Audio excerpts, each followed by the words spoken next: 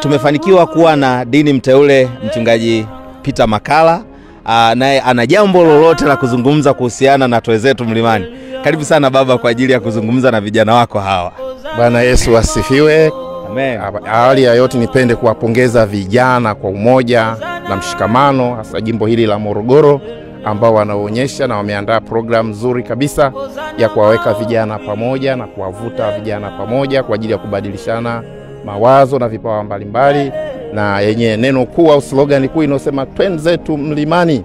Na huko mlimani kuna mambo mengi na makubwa ambayo vijana watakaa pamoja, watazungumza, lakini watapanda. Ni sehemu ya mazoezi ya kujenga mwili na roho pia. Kwa hiyo usikose wala usipange kukosa wewe kama kijana, na mimi naahidi nitakuwa mmoja wapo wa vijana hao katika Twezetu Mlimani. Amen. Mungu akubariki sana. Amina. Tunashukuru sana msaidizi wa askofu mteule kwa kuwa pamoja na sisi. Kwa hiyo naamini kabisa safari ile itakuwa ni njema sana. Amen. Amen. Asante sana baba. Amen sana. Amen.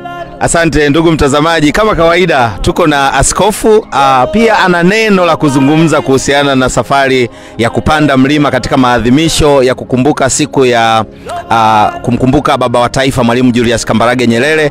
KKT jimbo la Morogoro tumeamua kuenzi siku hiyo kwa ajili ya kupanda mlimani, lakini pia kuenzi kanisa letu.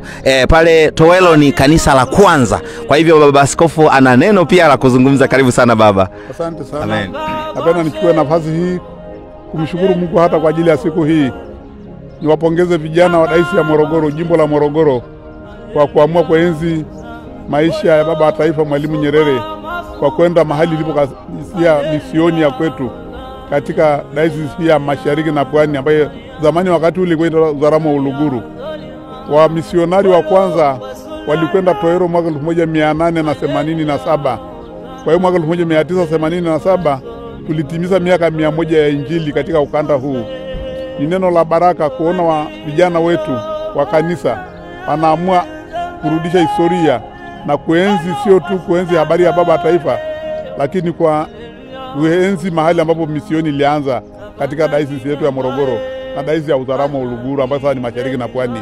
Niwashukuru sana vijana, mna nguvu. Mungu awabariki.